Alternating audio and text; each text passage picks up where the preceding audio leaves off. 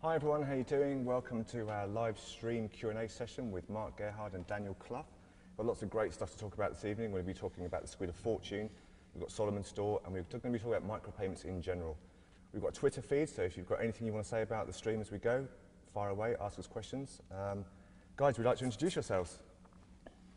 Sure. My name is Daniel Clough. I'm VP of RuneScape. Been working on RuneScape almost forever, almost 10 years, or just over 10 years actually. So yeah, very, very familiar with RuneScape. Mark Gerhard. I'm the Chief Exec Officer at Jagex.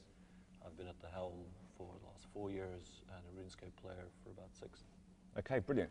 So we've got loads of your questions. Yeah, we took all your questions from Twitter, we've got loads from the forums, and what we've done is we've pulled out the most frequently asked questions and the ones which kind of really get to the heart of the things that you guys seem to want to know about, yeah?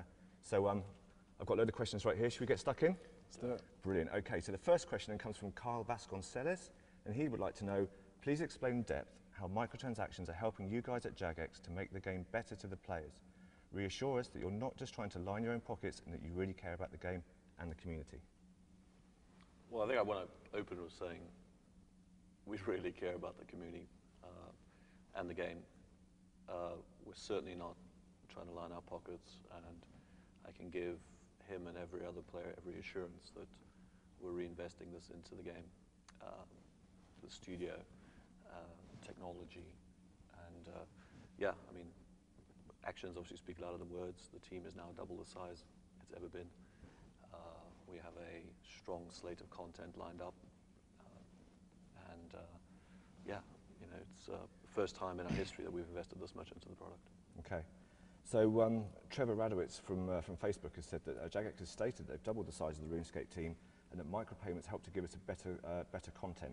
If this is true, why does it seem that this year is lacking in content?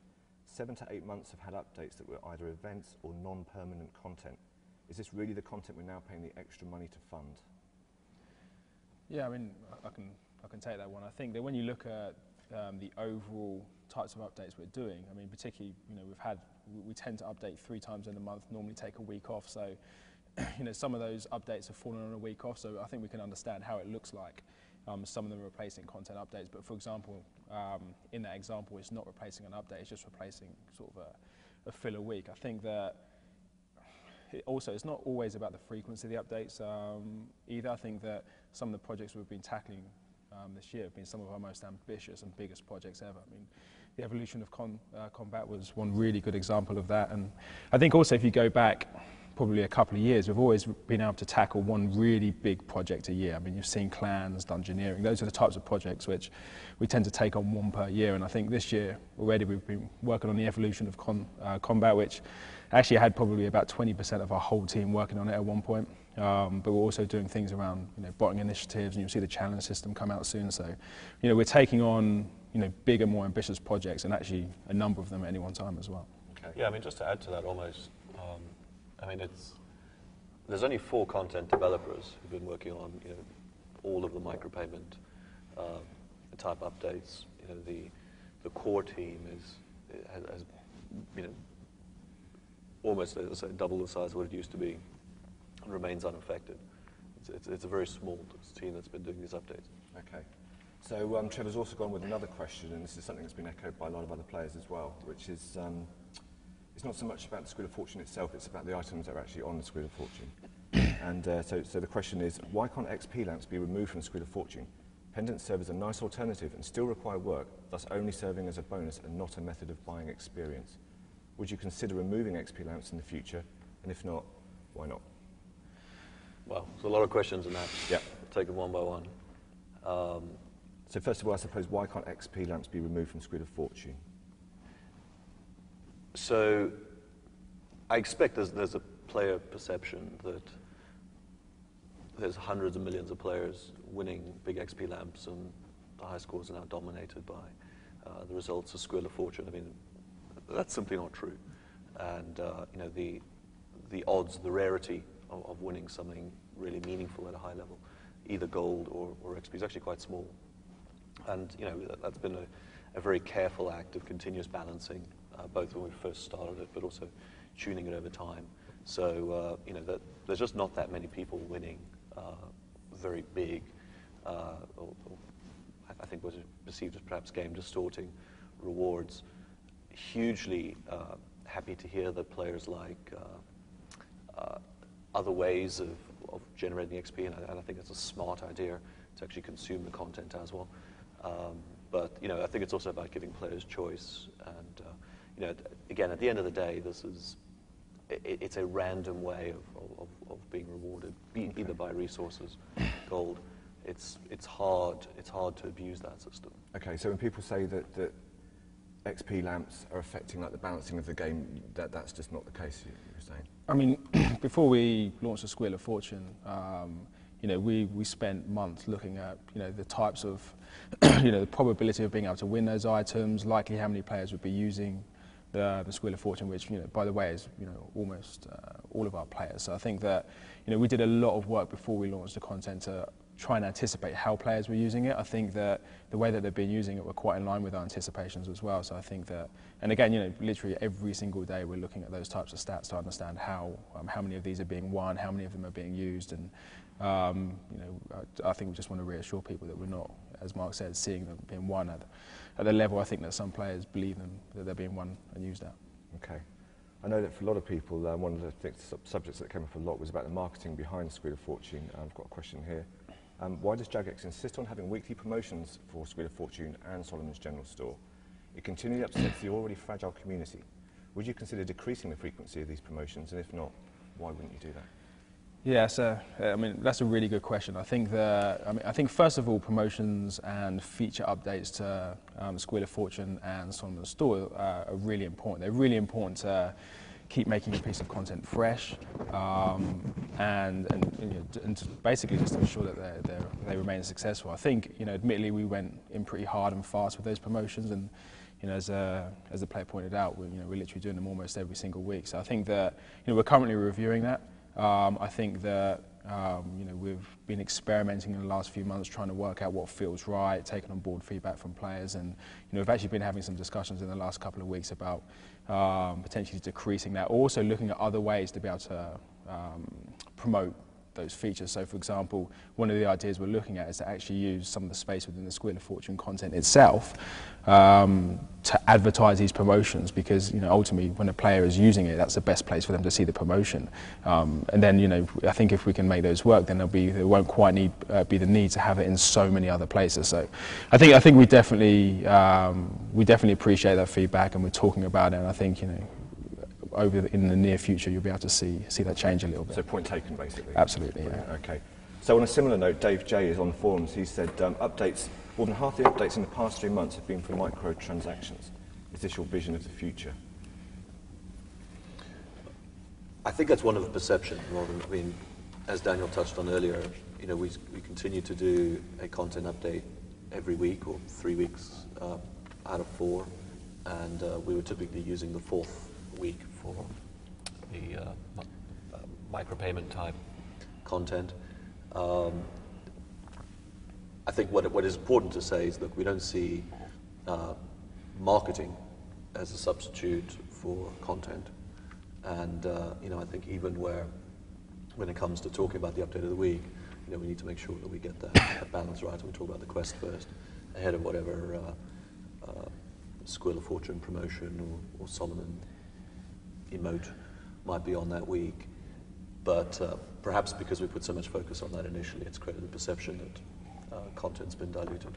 Okay. I think also going back to the point that Mark made in terms of there literally being 4 developers working on those types of updates.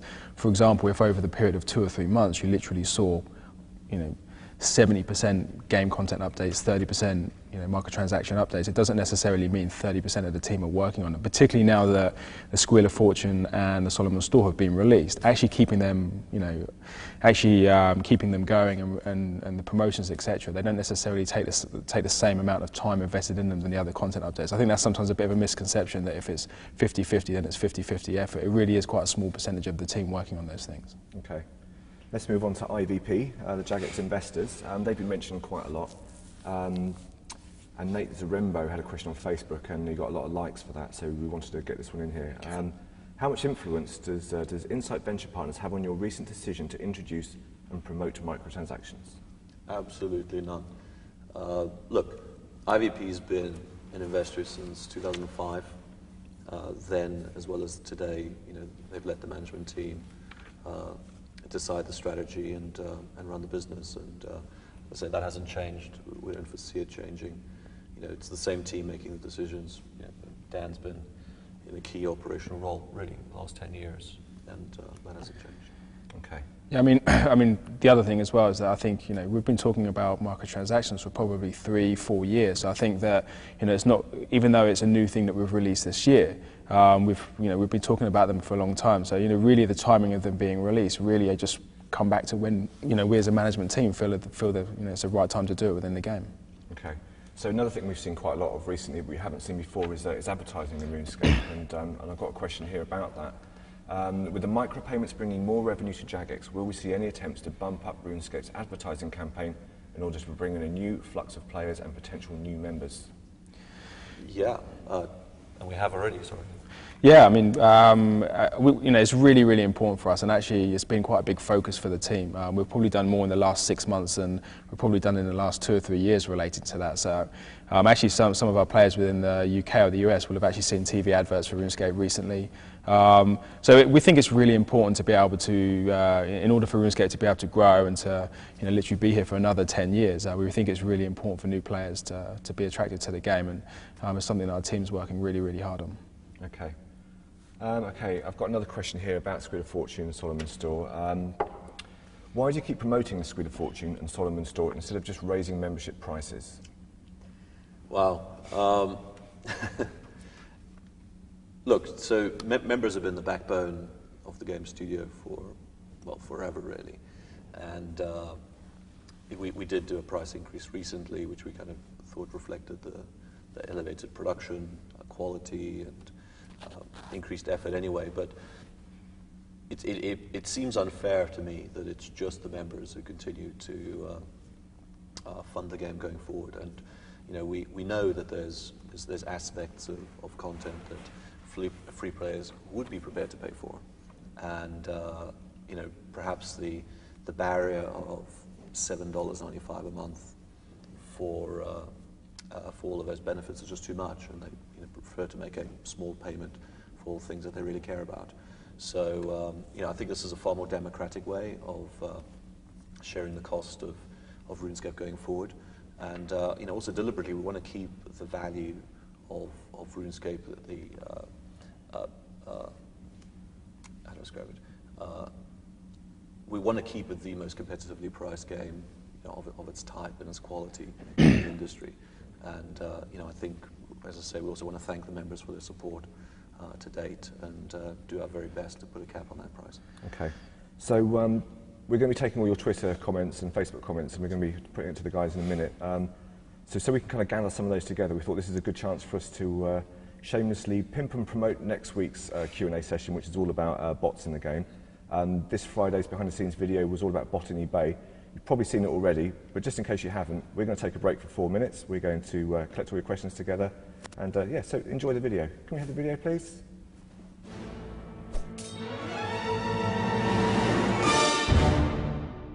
Bots are not welcome at all in RuneScape, and when it comes to Bot Judgment Day, justice is swift and very final. Soon in RuneScape you'll be able to dispatch bots to bot heaven or hell yourself, thanks to Bot on eBay. As a company, we're constantly working on multiple initiatives at any one time to help combat bots, and in the last 3 or 4 years we've done an awful lot of different types of things, everything through from mass bans all the way through to being able to tech people and all different types of punishments. We've built an entire new system from the ground up that looks at behaviours by player characters, and it can accurately detect bot software being used within the game. So for the first time ever, we're able to track what every single player is doing. At the moment, we're currently working on a really big piece of content that you guys will see pretty soon called Bot on eBay. A large part of Bot on eBay is about, I guess, trying to almost have a little bit of fun with the subject as well. So if someone's botting, they'll first be given a warning. And what happens when the warning comes in is this big dragony hand will come down and point at the player. So anyone who's in the area with any accounts that are actually botting will be able to see that that account has been accused, and then they're given a temporary ban. If they still choose to ignore the warnings and to continue to use a bot, which would be pretty stupid, we'll warn them a second time. This time we'll give them a much longer temporary ban, so they won't be able to access their account. They'll be sent emails, they'll be told that we know what they're doing. We'll be very, very clear on the fact that they'll then be banned if they do it again. So on the third time, they'll be banned straight away. They'll just get a big interface that will pop up, tell them that their account has been banned. At the same time, this event will trigger in Botany Bay. Botany Bay is our staging area where we'll be holding the trials against these bots. The bots will be whisked away with a one-way ticket, but the players will have obviously a return ticket to get back because they make up the jury and they'll be helping to decide their punishments. The Bot Finder General is the prosecutor for the trial. He'll ask you, the jury, to vote on what punishment you want to decide for these bots. This rule-breaking criminal reeks of the corrupt mechanisms of slothfulness. There are 3 different ways you can kill a bot. First one being the stomping, as it sounds, literally stomp that into the floor. Second one being a swallowing into an abyss, never to be seen again. And third and final, my favourite one, is God rays from above that would burn them to a crisp. So there's only one way to get to Botany Bay, and that is to be teleported there from the announcer. The announcer exists all over the game world, and it's the only way in. Botany Bay is actually an island which exists far off the coast of RuneScape, and it's impossible to walk there, it's impossible to sail there. The only way you can get there is by being teleported by the announcer. If you are taking part in trials, there are rewards, and one of them being a pitchfork you can wield. And to go along with that pitchfork, there's some cool looking emotes as well. And not only that, you get to pelt these parasites with tomatoes. We've got a few thoughts on styles to come in the future, but more interestingly, we'd like you, the players, to come up with some on the forums and give us some feedback of what you'd like to see and how to punish these bots further. So I was watching the live stream and I noticed there was a question from Silent Core about who gets sent to Botany Bay and who chooses to, who decides which bots are sent there. So the answer to the question is no one really chooses.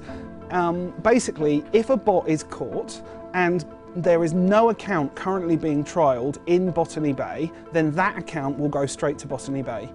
If Botany Bay is already full and there are already accounts which are being tried at Botany Bay, then the account will be automatically banned. You know, we're constantly working on ways to break bots. So now that we have this system in place, you know, we're looking at ways to mass ban. You've seen over the last kind of 3 or 4 years, actually even stretching back longer than that, we've done all different types of things, and that's because we're constantly working on it and we're constantly coming up with new things. So we've always got interesting ways to sort of take those initiatives further. Next week, Behind the Scenes dives into the challenge system, and we bring you a first look at your RuneScape account's new best friend, the Jagex Account Guardian.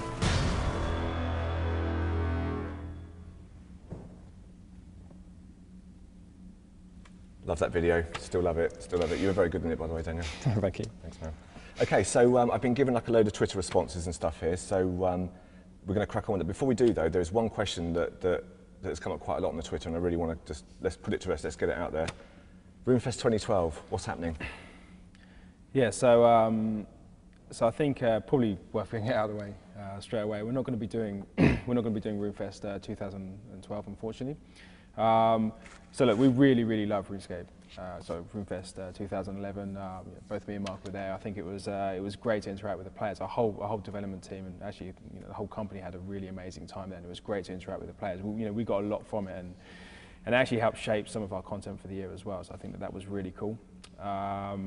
I think this year has really been a big focus on content for us. So we've talked quite a bit about the content we're doing. You know, we're producing more and better updates than we've ever done before. We really wanted to focus in on content. I think, you know, our ambition was to be able to do a real life event, something in the form of RuneFest this year. But I just think that, you know, with all of the effort we've been putting into content, it's all got a bit too late. So I think that we won't be doing one this year. We're definitely looking at what we can do next year. I don't know whether it will be in exactly the same format, but we're definitely looking to do some type of real-life event next year. So news on that soon. Okay. I know, Mike, you did a good job of wrestling people at RuneFest last year. Zoga suits. Yeah, have you got an alternative wrestling partner if we're not going to do RuneFest this year? Probably just Dan, I expect. Okay. Is that the first you've heard of that? Yeah, it's definitely the first I've heard of it. Okay. Probably we'll move swiftly on then. Okay, that's disappointing news, obviously, but there you go. You know, it's. I think watch this space next year. As Dan, without echoing everything you said, it means a lot to us. It means a lot to our team to do this, and it was a very tough decision not to. We didn't start the year thinking we wouldn't, but when we looked at our when we looked at our commitments, ton of priorities, it's been really hard for us to kind of, have a lot of the team out for nearly a month to be able to do it. So we think we can make that space next year, but. Well, I think also, we want to do those things really properly and have, have the best time. And actually, I think, it takes such a huge undertaking to do those things as well. So I think that, I guess as we said before, we didn't start at the beginning of the year thinking that we wouldn't do it. We really wanted to try and do it. But I just think in terms of the undertaking it would take, and it just doesn't feel like we're going to be able to squeeze it in this year, unfortunately. Bummer, but okay, fair enough. Okay, so let's get on with the Twitter responses then. So Lewis on Twitter, so the money earned isn't going into Transformers Universe. I guess this is in reference to the money that's coming from Squid of Fortune. No, it's not. I mean, it's very much going into RuneScape. Transformers has got its own dedicated studio, tech, the works, and its own budget. And that was set out before we even introduced Squeal or anything else like that. We're very much focused on building up a bit of a war chest for RuneScape. And as I say, that's going into tech, it's going to talent. What's the war chest? Sorry, I don't know. Fighting fund. Oh, okay. And that's the first time we've ever had one. It's becoming quite significant, and it's allowing us to start thinking about the future of RuneScape. RuneScape 3, rather than just week by week, bit of content here and there. So have we talked about RuneScape 3 at all yet? Is that the first time you've mentioned it? I think it might be. Damn. So it's live stream. We can't cut and reshoot that. We've just got to go with that. Okay, so. But yeah, so it's allowing us to make bigger investments than we've ever been able to do, ever been able to afford to do, and never had the people to be able to take on all of that. And no one's going to thank us if we stop doing content updates and then come back 9 months later and say RuneScape 3, how cool is that? These things have to happen in parallel. So. Really want to ask you a lot of questions about RuneScape 3 now, but I'm going to stick to the. But to answer the question directly, tweets. All the additional revenue that's being provided by Squeal and Solomon's is going back into the product. Okay. Also, just the other thing to point out is that the things we're talking about today are only really the things that we're actively working on and can talk about. But that war chest, as Mark referred to it, is there's going to be a huge amount of ideas that we're talking about, literally next week, next month, etc. That we're going to be able to do because we're seriously looking to reinvest that back into the game. Okay. Whilst just giving something away, I thought maybe you were going to back it up with giving something away as well. well. I'm used to we're that. Talking I'm about used to that. Yeah. All right, okay. Another Twitter from another tweet from Twitter from Beware of War, which is quite a weighty name. Something to all think about for a minute. You say there are 4 content developers working on Squid of Fortune and Solomon. How many content developers are there in total? 23. Yeah, something like that, just over 20. Wow, okay, cool. I was expecting you to guess a little bit longer, but no, you nailed it. Brilliant. Well, okay, so we have, as I said, about 4 content developers. And that's within RuneScape, yeah, just within RuneScape, and the RuneScape content development team, as Mark said, is about 23 people. Obviously, we have a much bigger team than that overall. And we do have graphics artists and QA people obviously working on those projects across the whole board though. You're looking at literally no more than 15% across the whole team working on those things. And obviously our content development team and the guys were creating the heart of the content. And many of the those updates are content related, so no more than 4 out of as Mark said, 23 well, the whole people. team now is 130 strong. Something like that. Without even Very going close. to player support. I'm trying to think 5-6 years back. I mean, it was 45, 50, I think. Yeah, I mean, literally, if you go back to probably the middle of last year, maybe even going into sort of September-ish last year, we were probably at about 70, 80, something like that. So that kind of shows really how we've taken the team just from sort of that period of time to where we are now, which is less than a year. Cool. Okay, let's move on into. I'm not even going to try and pronounce that. LU2. But you did. LU2. Okay, it's probably wrong. I'm sorry, but okay. The game has survived without micropayments for years. Why do we need them now? Less updates, no micropayments is fine! Exclamation mark, smiley face. The game does need it. If we want to continue to grow, if we want to continue to have the game around 5 years from now, it's important that it's able to reinvest in itself. And look, the hard reality. Maybe a lot of players don't know this. RuneScape was in terminal decline. From 2007, 8, 9. 10, and it's only with this sharp focus on elevating the content, evolving the gameplay, that actually started growing again. And 2011 was the first year we kind of broke that downward trend. It was about 20% year on year down, and we had a good lift with that. And now, starting this year, we've grown consistently, from January all the way up until recently. So, and what do you put that down to? I think it's the investments we started making in the content, in the team, and in the technology that's now slowly starting to pay through. And it's also the case of us doing marketing exercise for the best part of a decade. So that's an obvious part, but again, it takes resources to be able to do that, and those weren't resources that we had. Also, we don't underestimate, I think, how big putting microtransactions in RuneScape is. I think that we spent a long time talking and thinking about it. We looked at many other different ways to be able to allow us to reinvest back into RuneScape, and even the previous question about do we increase membership prices. There was a ton of other things that we thought we might be able to do. But essentially, we have to really push forward with what we think is right for the game, and we really felt that was the right route to enable us to be able to reinvest back into the game. And the reality is that it is working. We are able to reinvest back into the game. It has been pretty successful, and some of the things you're seeing this year is literally a result of us reinvesting back into the business. So, and the best is yet to come. I think in terms of the really big investments we're making, those are going to start playing through very quickly now, and towards the tail end of the year. But I don't think the player base, the community, has yet seen all the content we're working on. And certainly, I get to see a lot of kind of comment from players and get a lot of questions all of the time. And I have to say, one thing that I do find frustrating is that I know that there's stuff coming up, but I'm not allowed to talk about it. So when I kind of hear things kind of leveled at us sometimes, I'm biting my head. You need to get Mark on camera more often, because he's been known to slip out of, let it all out. From time to time. We'll just keep going until that happens again. Then brilliant. That should be about 5 minutes. Awesome. Okay. So RS Fisherer, also from Twitter, then, can you keep promotion news on a separate feed to the actual news? That's an interesting idea. Real updates are getting undermined. I think this is actually.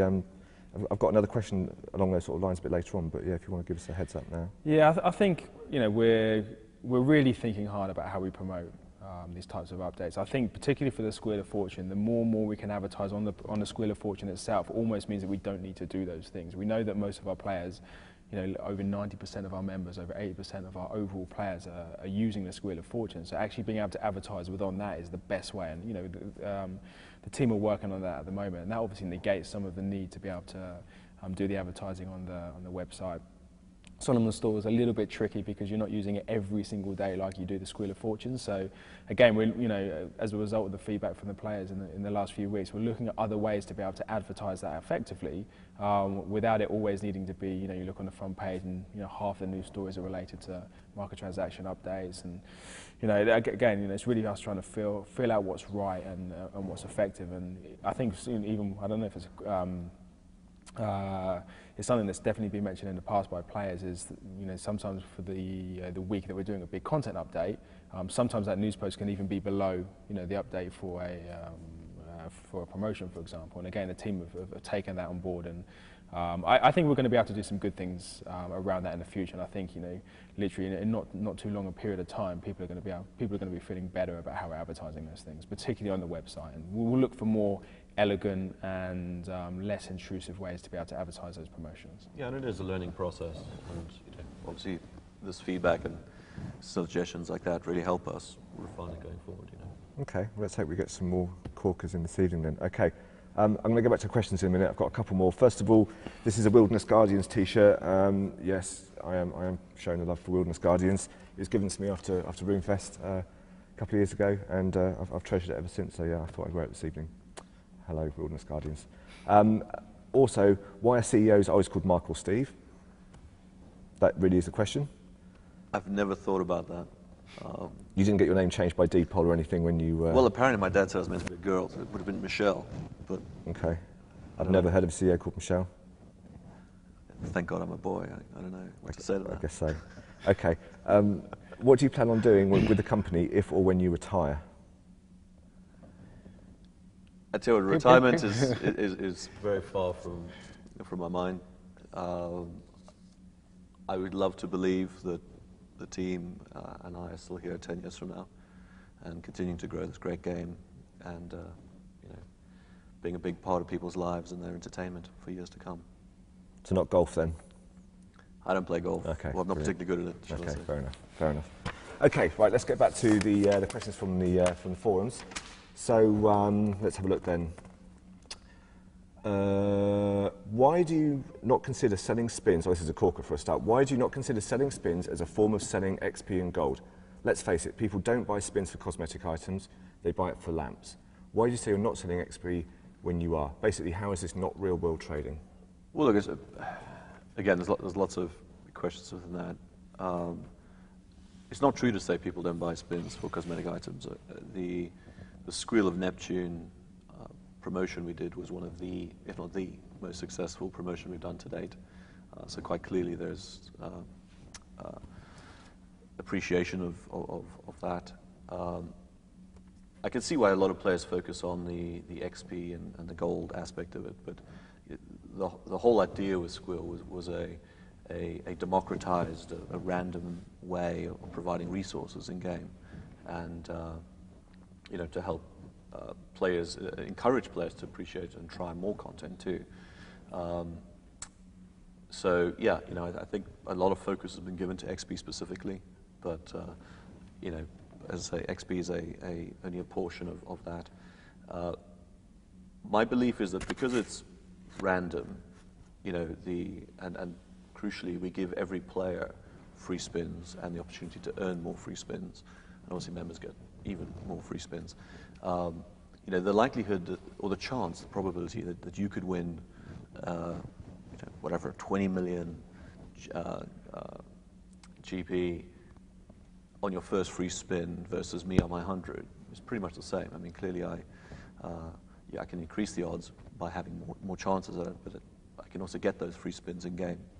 So, you know, if I take my credit card and say I'm just going to go buy XP today, there's no way I can do that. There's no way I can effectively do that.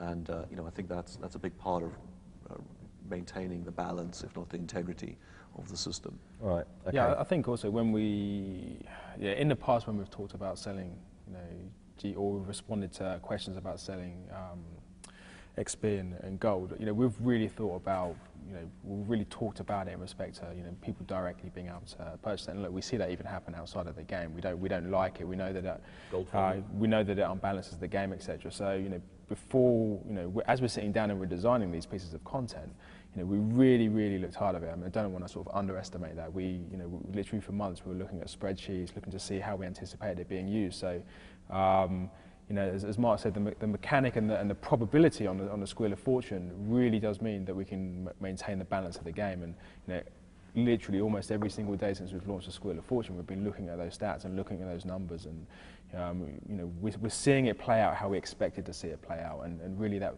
sort of probability element means that, you know, it keeps the game balanced. Okay, I've got another question on a similar kind of like vein, which is quite a good question. What's the difference between selling GP, something you said we never do, and the convert to gold option on the Squeal of Fortune? So, I mean, do you want to take it? Yeah, sure. So the convert to gold option, you know, we didn't really think about it at all in terms of, you know, the way that question was asked.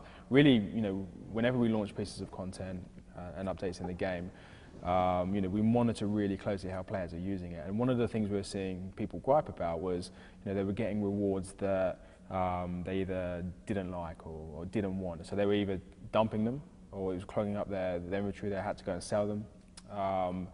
So, I mean, actually, one of the first things we did was we rebalanced the wheel, and we actually changed the rewards, and we got rid of a lot of the lower elements of reward. And that was, you know, that was really directly in relation to that feedback.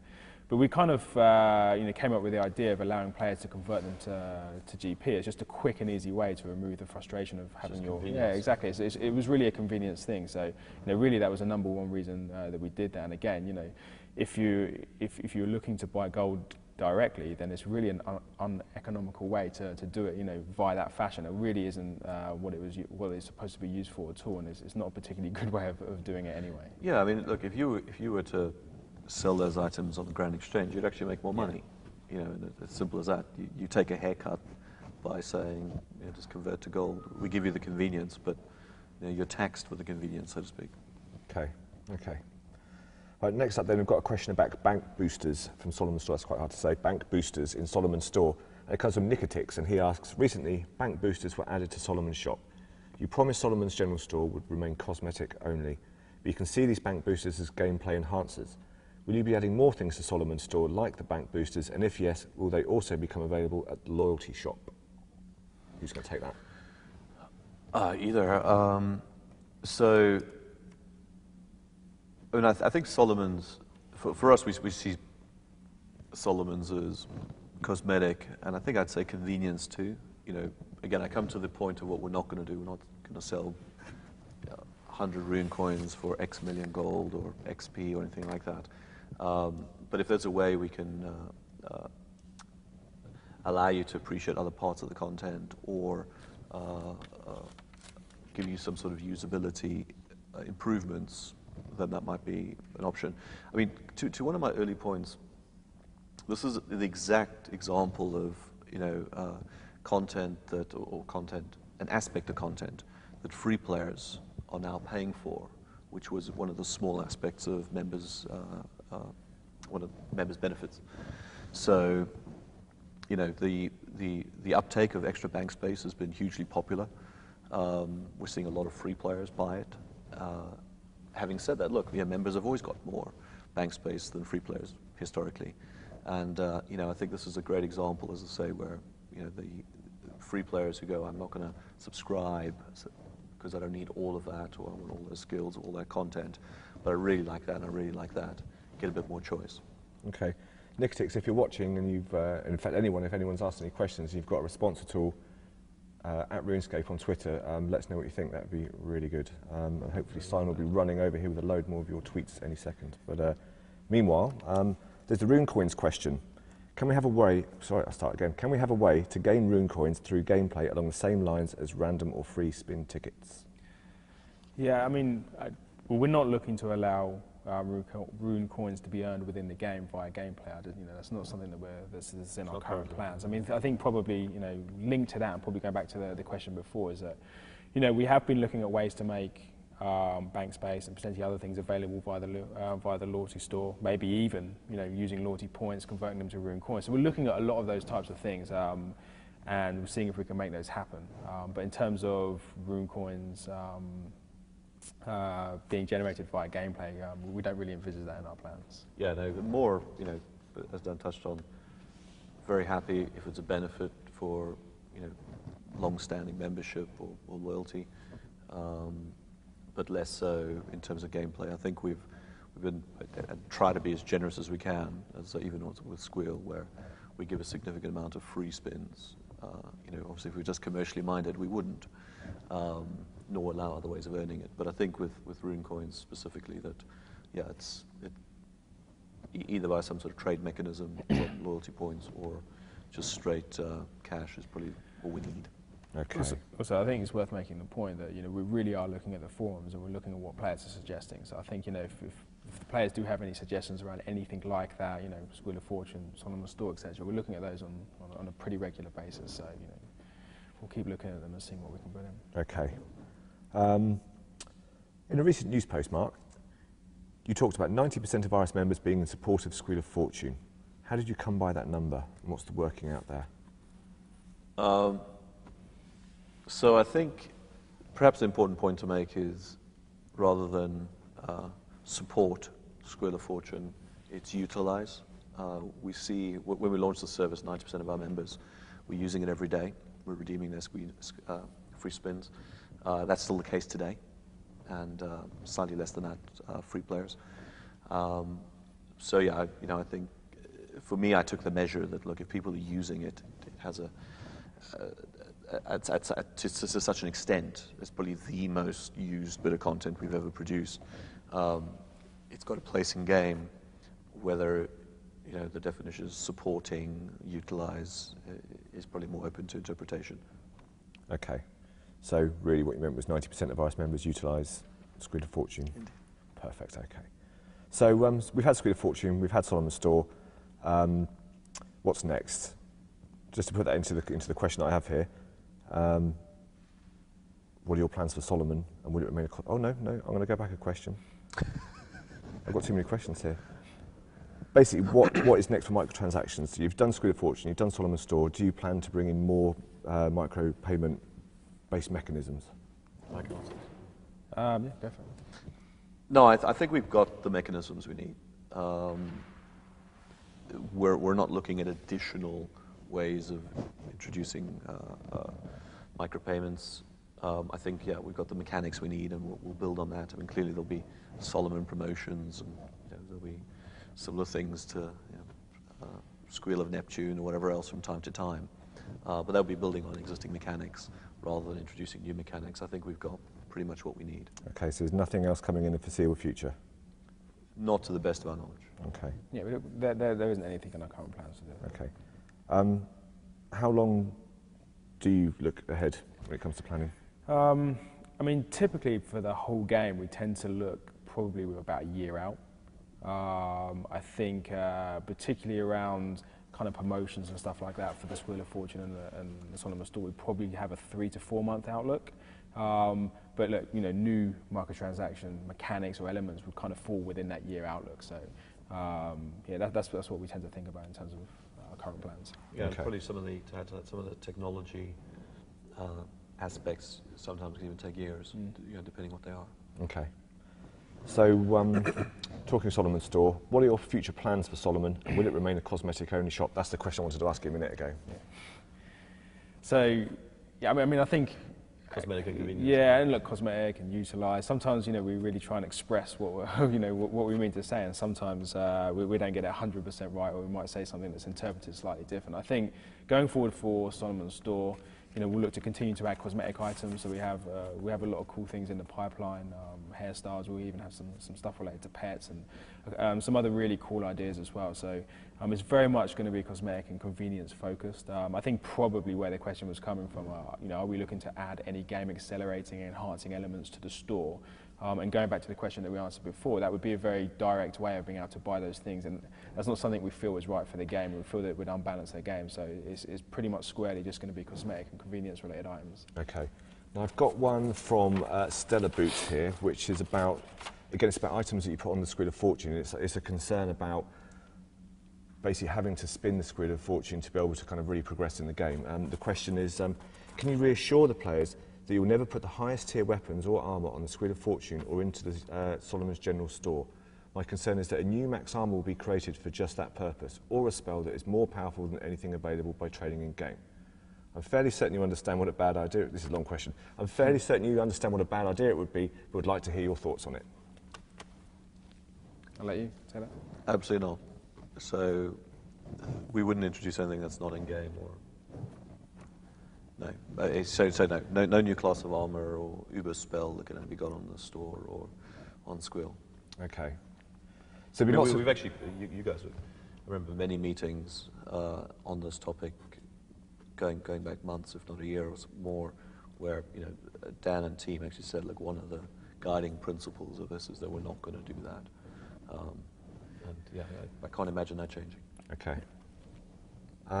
Yeah, I mean, just quickly, the key point there is that we're not going to put those types of things on the Squeal of Fortune that you can only get on the Squeal of Fortune. So anything that goes on there, you're going to be able to get naturally via gameplay as well. Okay. So there's actually a question about the kind of stuff that does go on there. Can we expect to see more player-suggested microtransactions that provide exclusive items, clothing, hair, reskins? And that's come from Append Miku. These names are really difficult. Append Miku from the forums. I think that would be really cool. I mean, obviously we've wanted to be a little sensitive with microtransactions, and I think going in there asking for suggestions is not something that we've done particularly forcefully so far. But I think that's a really cool idea, and yeah, we should do it. Yeah, absolutely. I mean, yeah, absolutely. Having players kind of tailor or guarantee content that goes in from player feedback. Yeah, I mean, we've done a lot of guaranteed content polls in the past. They've always gone down really We should do that. It's a great suggestion. Thank you. Okay, cool. I want to get some more comment from Twitter. I'm just waiting for Simon to run his way in here with some. Oh, look at that. Your beautiful assistant. Thanks, man. But before I get stuck into these, I've got a question here from Roddy Piper, and he wants to know, Emotes and outfits are a popular part of the game, but it seems that you'll now only sell them to us. Can we expect to see more of these as part of normal updates? Yeah, I mean, they've always been part of normal updates in the past. They're obviously available via the members loyalty program, and they're available in other areas as well. For example, Solomon's Store, etc. So, I guess the key thing there is that we don't now all of a sudden that we have the Solomon's Store see ourselves exclusively releasing them on the Solomon's Store. We expect them to be part of content updates, and then probably even through the members loyalty program, and maybe even other areas in the future as well. So. Cool. Okay. I've got a really light question for you. You can rest easy on this one. Still quite a difficult one though. What's your favourite outfit on Solomon? And what's your favourite animation? And that's from Postomatic. Why he wants to know that, I don't know. He might be stalking you. If he says anything other than Breaking Wind, he's lying. Completely lying. True. Yeah. That's the only one I bought. Can't tell you why. I just think it's cool. Okay. And as far as costume, the female gothic outfit, I think is. Okay, that's just weird. Okay, right. Let's move quickly on then to the tweets here. Let's go on. Around that. Just. Okay, so takes you to a dark place. yeah. So there's been loads of stuff coming on Twitter, including lots of stuff about bots, about RS3. So you let that cat out of the bag. The combat beta, yeah, that bad boy. But we're going to cover all of that in future streams. Next week it's going to be bots. The week after that we're going to talk about EOC, and then I believe that the week after that we're just talking about the future of RuneScape in general, I believe. What awesomeness looks like. Yeah, awesome, okay. So anyway, then, so to the ones that are actually on topic then, Squid of Fortune. Brian Howell on Facebook says, why should I have to pay for extras on top of my membership price? That's a great question, Brian. And my view is, ideally you shouldn't. And as Dan and I alluded to earlier, we're going to be looking at potentially ways of making the members loyalty program equal rune coins or some other systems where, crucially, we can thank our most supportive members to date. Okay. Gabriel Lawson on Facebook says, I have one question about Solomon's Store. Is it possible for players to rest on thrones, levitate, or sit on a cloud? Only in RuneScape. Brilliant. They sound very cool ideas. I guess I'm looking at them. Yeah. I'm guessing that's probably more something for maybe Mark or someone. Yeah, absolutely. Okay. So on the subject of updates, don't do the due on the forums that said, if we've yet to see the cool stuff you're working on, could you show us? There's no need to keep secrecy so strictly. It would do a lot, in capitals, lot, to boost community satisfaction. You don't have to keep the cards so close to your chest. I think that's an awesome point. I'll let you go first, Mark. Yeah. So we're not trying to be secretive about it. As we touched on, some of these projects take months, if not years. And the last thing we want to do is promise something and then underwhelm because it takes so long to deliver. On the forum post I did not so long ago, news post I did not so long ago, we showed some screenshots of the new engine, or the current engine, running also against the new engine in HTML5. Obviously that opens up a terrific roadmap for us in terms of tablets and other devices. So I think we've shared a bit of that already. It was only a few days ago that we released Jag and some other tech projects. We've got Botany Bay and some terrific anti-botting evolutions coming online soon. So I think a lot of these kind of come when the time is right. I think if we were talking about again in detail what we're going to be doing to stamp out botting and gold farming for good, we would be giving people a heads up. We've actually had, thanks to a phenomenal team, the software up and running for quite some time, and we've actually been tuning it and refining it against pretty much every botting game. Not every botting game. I mean, so these things take time. If we had said 3 months ago, we're now watching the behaviors of every bot, we may have changed their behavior, whereas now we can be pretty sure we've got the right profiles for them. I wonder if to a point he's maybe even talking about just like quests and just like the general kind of like game content. Yeah, no, so I think typically we've tended to talk about content coming in the next month, either behind the scenes, etc. And we're starting to have some conversations about how and where it's appropriate to talk in a bit more detail. So I mean, look, even we're going to be talking about some of the next big shifts in RuneScape, and some of the, and some of those are really, quite some time away. Well, not even quite some time away, but more than a month away as we would normally talk about. So I think I think we definitely want to be talking much more about content. We want to try and talk about it in as far forward as we can, and sort of I guess just talk about our plans further than a month. As Mark said, sometimes what you don't want to do is commit to something and then all of a sudden change development because of something that you learn along the way, or maybe it underwhelms. But we definitely want to talk beyond a month. I think the other thing that was quite cool to see us do this year for the first time ever was the beta content, which I think we can use that. So we did it for the evolution of combat, and we're actually working with our players to help shape that piece of content. And it's actually quite a good format to be able to get content out quite early. So we think, as well as being able to talk about content coming a bit more into the future, I think we're also going to be able to use systems like that as well to be able to trial content early on, let players know how it feels, and then let them impact how it's released as well. And I guess for me as well, to a point, I do obviously the behind the scenes videos and stuff, and I know that because there's always so much content being made, we're not going to sort of shout about something weeks and weeks beforehand, because there's other stuff to shout about in that time frame. If we did, I don't know, one big patch or something every 6 months, then we'd probably be shouting about it 4 months down the road, I suppose. But when there's stuff coming every week, I guess. But also, it's the case. Not everything we make gets launched. Sometimes we've pulled content because we haven't been happy with it, or tech projects are certain implementation ends up becoming unviable, and we have to change and do something else, and so.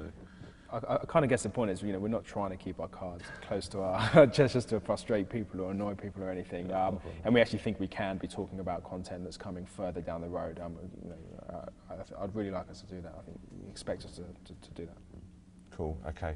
So just think about that. Behind the scenes was something we introduced like 3 years ago. But we didn't do any of that before. And I would hope people would be seeing that. We're trying to do as much as we can to be transparent about all the cool things we've got planned. Yeah, I've been here for a very long time, and I know it's always been the Jagex way is to just not talk about something until it's kind of done, ready. And I guess I don't know. Well, so we're kind of changing that right now. So some of the things you're going to be seeing talked about on video for the next few weeks are going to be further than a month out. So we're definitely going to need to do that. Okay. So XX Horse Rider XX on Twitter, not a real name. Why do you think it's fair that items will become limited and never available if you don't spend dollars? Shall I read that again? Yeah. Why do you think it's fair that items Still will stuck on become Horse Rider. Why do you think it's fair that items will become limited and never available if you don't spend dollars? In brackets, summer items. So I guess it's things like... So again, we're looking at, so it's a great question, and we're looking at even potentially having items that were one time only on a game card, a katana or flaming skull, for example, being in Solomon's store, and again, potentially even having members' loyalty points and stuff be a way of accessing that. It is very much an evolution, and a lot of these kind of strategies play out as we see how stuff is being, consumed and enjoyed or not, and we don't set out to kind of lock away content.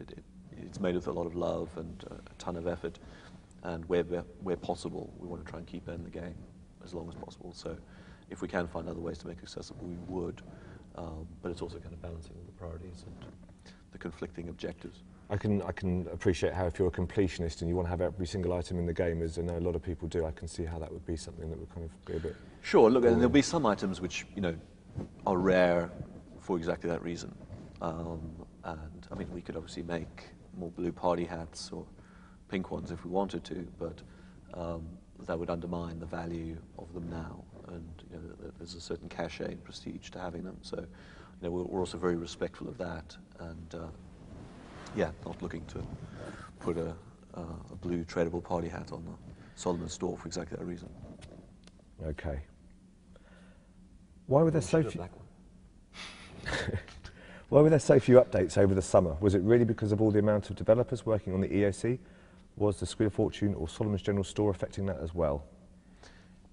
EOC took a lot of team. I mean, again, going back to the kind of microtransaction updates, that we expanded the team and grew the team to almost double what it was last year, and we still only have 15% of people across the board, across our whole development team working on microtransaction updates. So it wasn't that stole time away from producing content. We actually have more people working on content than we did last year.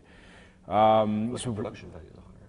Yeah, so that's absolutely true. Production values are higher. I think also, something, as I said, the evolution of combat update was a big update for us. Probably something, I can't really remember going back, other than probably HD, which is a long time ago, something really that big. It took a huge amount of effort, and we've been doing it for sort of 2 or 3 months, so that took a bunch of time.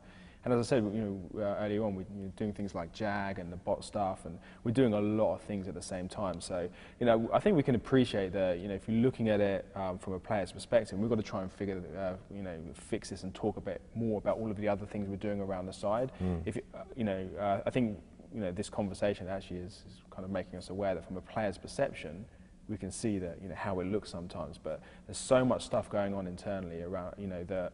Some of it we're talking about, and actually we don't go to great lengths to talk about the huge amount of effort that we put into it, because we'd rather just talk about the piece of content. And this is probably the first time we've actually said that the combat update took nearly a quarter of the team, or the quarter of the content development team at one point working on it. So we don't think we are seeing fewer updates. I think what we could probably do is talk much more about some of the stuff that we're not talking about at the moment to fill in the whole picture, which we'll work hard on. I guess it's also probably, the quests that have been coming out lately as well, they seem to be a lot deeper and a lot richer, and there seems to be a lot more going into each quest as well. So I guess, for sure, it just takes a lot more work to make them. As I touched on, the production quality values of all the content we produce now is elevated, deliberately so. We want to be making a game for 2013, 14, 15, not just a game of 2005. So, we have to be more ambitious with our content, and I'd say crucially, it's not as everyone suspects that Solomon and Squill took all the talent. We doubled the size of the team, and then nevertheless less than 15% of that team actually worked on the micropayment type content. Cool. Thank you, Chills with a Z, for that. That was awesome. Andy Pound from Facebook says, members are the only players who wish to fund the game. Free players pay by advertising. Could you increase advertising on free worlds, for example, more in-game, like the Squid of Fortune videos, rather than making them pay with microtransactions? Look, the free player, the revenue from advertising is barely single digit. It's such a small contribution. At the same time, actually, we as a team don't like it. I think it removes the immersion from the game. Clearly the only games that people click on is because they visually stand out. And that obviously breaks the medieval fantasy world that we're trying to immerse you in. So I would far rather we had no adverts at all. Nevertheless, their contribution is small. We are trying other ways of presenting advertising potentially. We were trying perhaps sponsored sessions and stuff, seeing a little video before the game session. But yeah, look, I think I don't think it's a binary decision of free is completely free and members must pick up the tab. I think we are one community. There shouldn't be a them and us. And if free players also want to be able to interact with the content, but through a far smaller, more manageable way, then cool, let them. And as I say, that means we don't need to do another price increase for members and things like that. Ideally, I just wouldn't, and I'd love to just kind of grandfather that now permanently almost. But that's only possible via the new micropayment system. Okay. I think also the first point that you raised really is the revenue from advertising is pretty small, compared to subscriptions and micropayments. So I think that that really wouldn't enable us to invest in anywhere near the level that we're currently doing. We definitely wouldn't have been able to double the size of the team. We definitely wouldn't be able to invest in the next big thing for RuneScape, which I'm going to avoid talking about. Yeah, so. And that's where we got to, for the last few years. That's point in case. Okay. I've got a question here from John Cottbuck. When will there be horses in RuneScape? This is the question. And the Jubilee doesn't count. Okay. So, I mean, horses must be the most commonly asked Yes. update forever in RuneScape's history. We don't have it in our current plans to do horses. There are some technical elements to making them work really the way that we wanted them to work. So there's some challenges that make it difficult. Who knows in the future, but it's not in our current plans, unfortunately, although it would be very cool. It would be very cool, and we'd love to do mounts, but we're not working on it at the moment. Okay, fair enough. Okay, well that's all of the comments that I have. That's all of the feedback that's been given to me so far. I think there's going to be more of this stuff coming in, obviously, because the stream is now going to be available as a download. And I imagine that's going to generate a lot more questions. It'd be really nice if we can get some more of those answered, even if we can't answer them all right away this evening. For sure. So, so next week then, guys, we're going to have another Q&A session. This one is going to be about bots. Big question. It's been going on for years and years. And Botany Bay hasn't come out just yet, has it? But it's coming very, very soon. Not yet. Correct. It's coming soon. Okay, cool. So, but I also know there's a load of other questions about the bots. So yeah, we're going to cover all of that stuff next week as well. Week after that, we've got Evolution of Combat. That's going to be a big one, I'm sure. And the future of RuneScape. I mean, you've already alluded to a few bits and pieces, but have you got more there? Don't ask that question. Brilliant. Okay. All right then, guys. Well, at RuneScape is the Twitter address. So keep your questions coming. I know we haven't been able to answer everything this evening, but hopefully we've been able to answer the big sort of like key points that have been asked a huge amount. So thanks very much, guys, for spending the time and answering some questions. Thank you everybody for watching. Hope you found the audio a little bit better this week. Do you feel good about audio this week? I think so. Excellent. Okay, cool. Okay. Step by step. Brilliant. All right then, guys. Well, thank you very much for watching, and yeah, that's the live stream. We'll catch you next week, 9 o'clock UK time. Thank you. Oh, that's the point. Is there anything you'd like to say? Just to sign off. Sorry, I was just about to say goodbye. Well, just to say thank you very much for your questions. There was a ton of great questions, and I can see people waving even more at us. Do we have some more? more? Apologies that we haven't been able to answer all of them, but you know, we'll continue to respond to these afterwards. Thank you for playing RuneScape. Thank you for being so passionate and giving us all your feedback. And we'll see you next week. Yeah, I think Mark pretty much covered it all very nicely, other than probably just this last point. I think we had a pretty cool time, and definitely want to do more of this type of stuff going forward. Absolutely. Cool. Brilliant. All right then. Thanks guys. Cheers, Thank you, guys. Cheers.